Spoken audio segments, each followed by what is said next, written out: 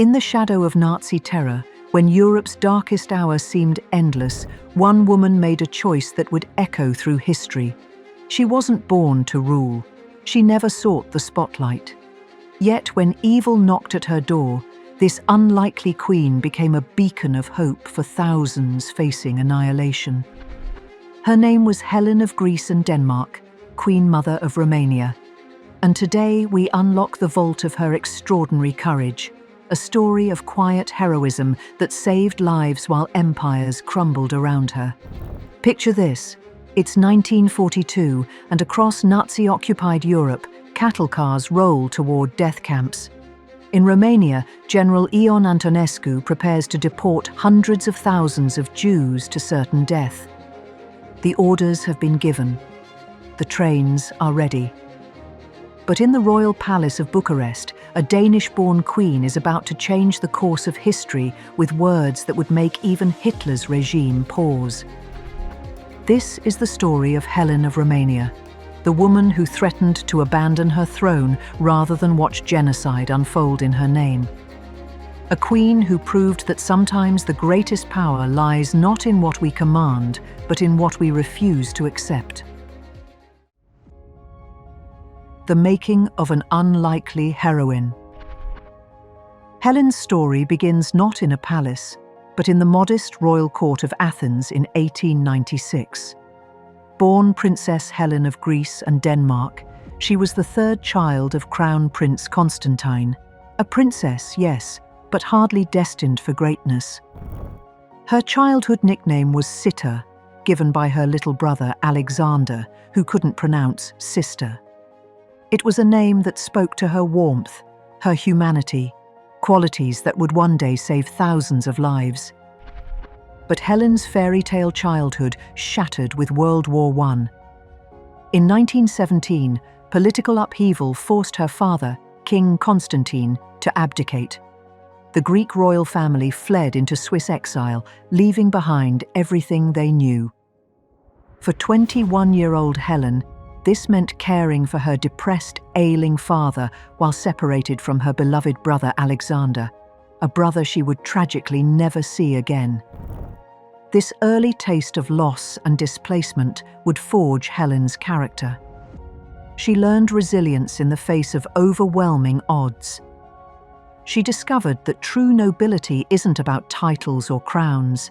It's about standing up for what's right when everything else is falling apart. In 1920, fate intervened in the most unexpected way. While attending her brother's wedding in Bucharest, Helen met Crown Prince Carol of Romania. He was everything she wasn't: brash, pleasure-seeking, notorious for his affairs. She was refined, proper, deeply principled. Yet during a train journey back to Switzerland, as Helen grieved her brother Alexander's sudden death, something extraordinary happened. Carol, moved by her sorrow, revealed his own vulnerabilities. In that moment of shared grief, an unlikely love story began. Their wedding in Athens on March 10, 1921, seemed like a triumph.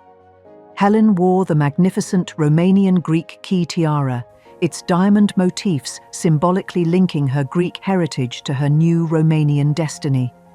For a brief, shining moment, it appeared that love had conquered all. The price of royal duty. But fairy tales, as Helen would learn, rarely survive the harsh light of reality. Within months of their son Michael's birth in 1921, the fundamental incompatibility between Helen and Carol became painfully clear. While she devoted herself to motherhood and charitable works, Carol resumed his old habits: late nights, parties, and most devastatingly, other women. The breaking point came in 1925 with Elena Magda Lupescu, a red-haired socialite who would become Carol's obsession. This wasn't just another affair. Carol was utterly besotted.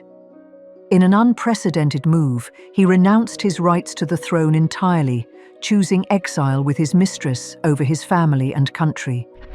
Helen was left devastated, humiliated, and alone with 4-year-old Michael. But rather than retreat into bitterness, she made a choice that would define her character. She agreed to a divorce in 1928, securing her independence and dignity while ensuring her son's future. At 32, she found herself a single mother in a foreign land, but she refused to be a victim. When King Ferdinand died in 1927, 5-year-old Michael became King of Romania, making Helen the Queen Mother. It was a bittersweet honor. She had status and influence, but her child was just a little boy, and her ex-husband's shadow still loomed large. Exile and return. Helen's next chapter unfolded in the sun-drenched hills of Tuscany. Using her substantial divorce settlement, she purchased Villa Sparta in Fiesole, near Florence.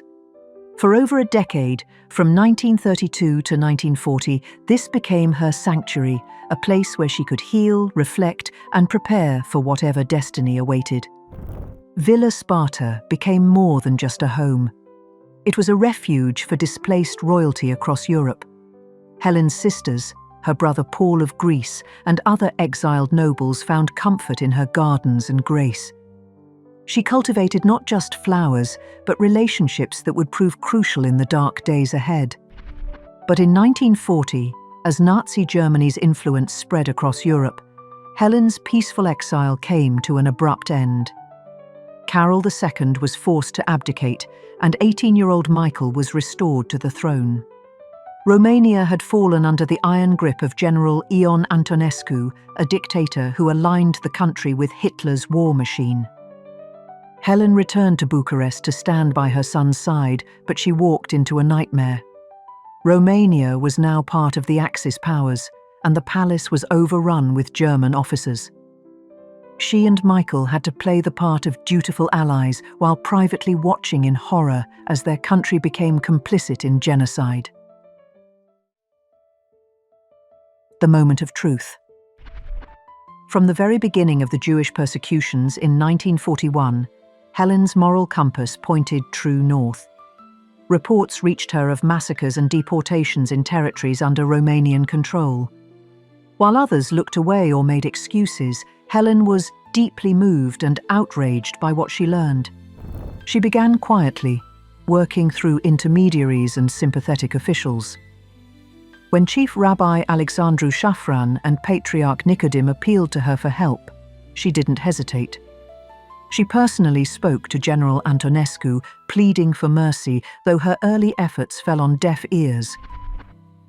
Undeterred, Helen took a different approach. She intervened in individual cases, using her royal prerogative to save lives one by one. In one notable instance, she personally rescued Barbu Lazareanu, a prominent Jewish scholar marked for deportation, having him removed from a transport train that would have meant certain death. She also persuaded Romania's acting prime minister to allow Jewish organizations to send desperately needed aid, medical supplies, food, clothing, to families who had been deported to ghettos and camps in Transnistria.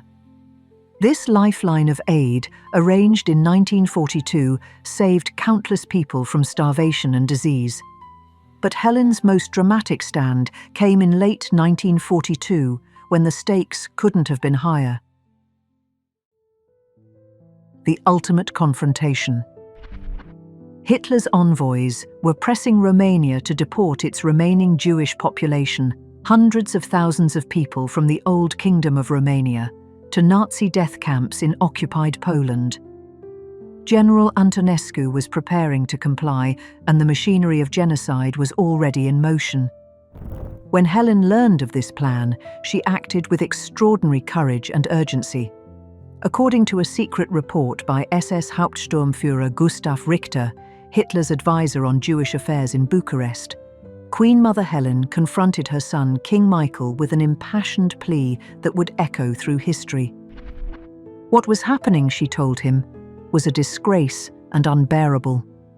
She warned Michael that if he allowed his name, and hers, to be associated with the mass murder of Jews, history would damn them both.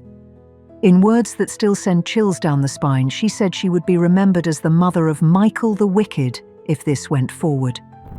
But Helen didn't stop at words.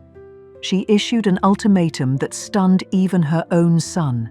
She threatened to leave the country entirely, to abandon her throne and her royal duties, rather than be complicit in genocide. It was a shocking threat. The Queen Mother was essentially ready to walk away from everything, rather than allow mass murder to proceed in her name. The impact was immediate and profound.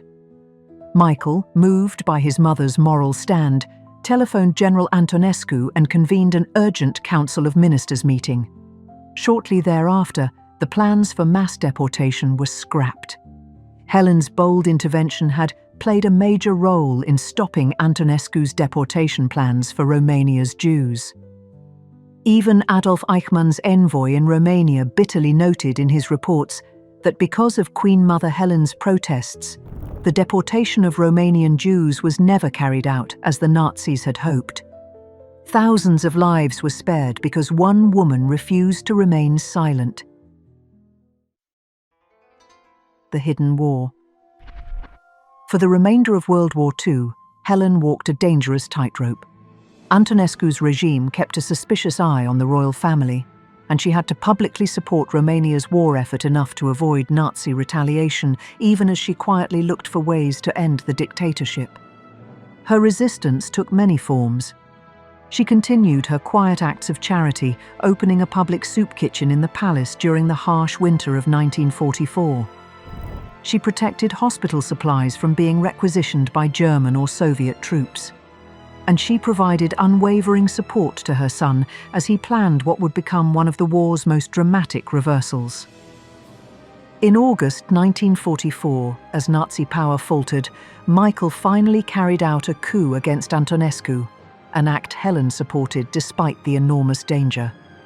In revenge, German planes bombed the royal palace, nearly killing both Helen and Michael and reducing their home to rubble. Through bombings and street battles in Bucharest, Helen remained a pillar of calm. When fighting broke out and she was separated from Michael at the mountain resort of Sinaia, she rushed through hazardous conditions to reunite with her son. Romania switched sides to the Allies, but soon the Red Army occupied the country, bringing new uncertainty. As 1944 turned to 1945, Helen watched uneasily while Soviet-backed communists tightened their grip on power. She feared terribly for Michael's safety, knowing that other royals in Eastern Europe were being executed or imprisoned. Still, she stood by her son as his trusted advisor and loving mother, her presence giving him strength to face whatever came next. The final sacrifice. The end came swiftly and brutally. On December 30th, 1947, Communist Party officials appeared at the royal palace with an ultimatum that would haunt Helen for the rest of her life. They demanded that 26-year-old King Michael sign an abdication document immediately.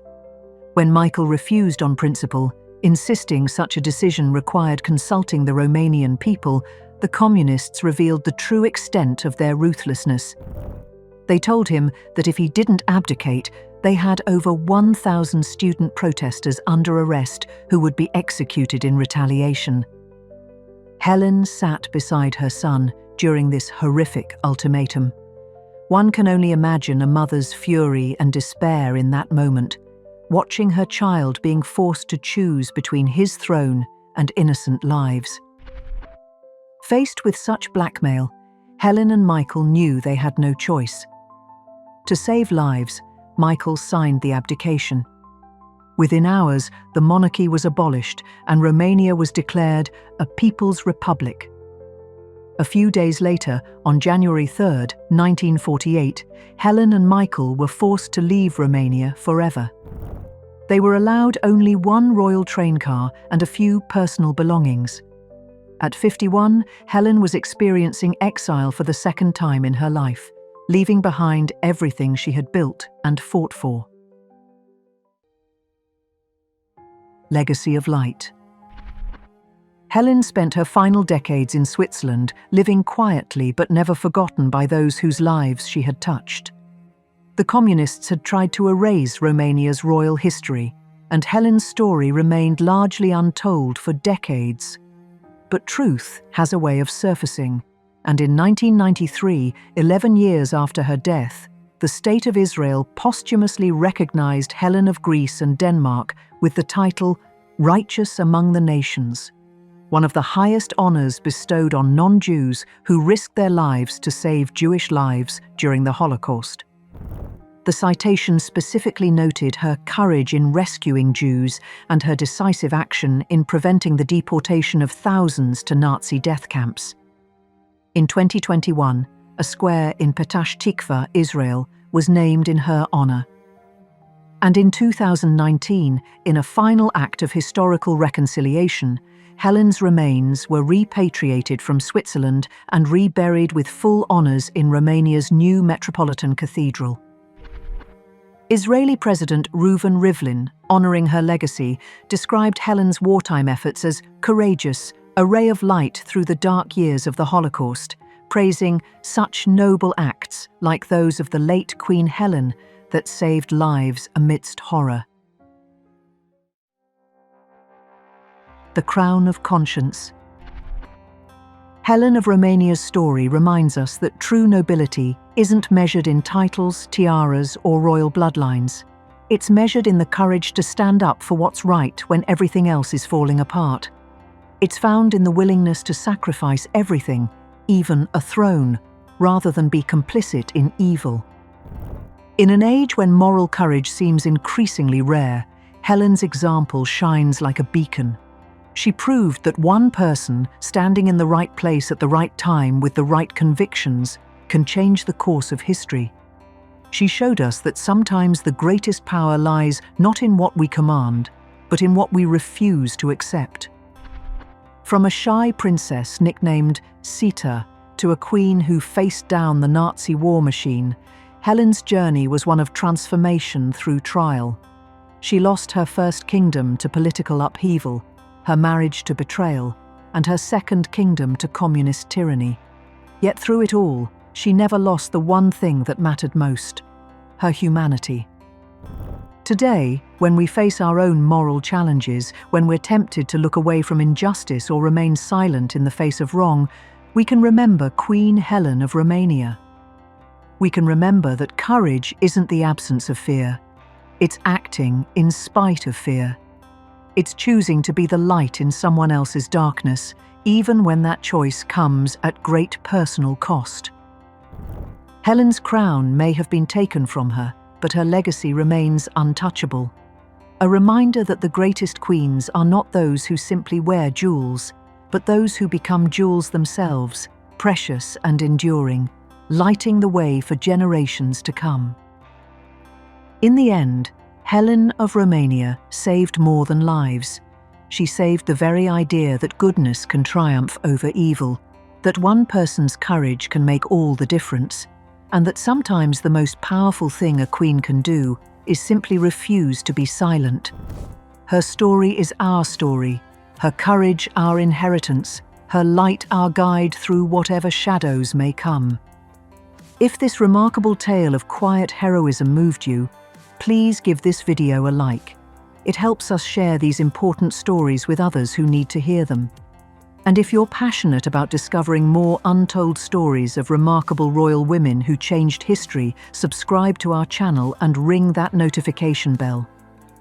There are so many more hidden treasures waiting to be unlocked from the royal vaults of history.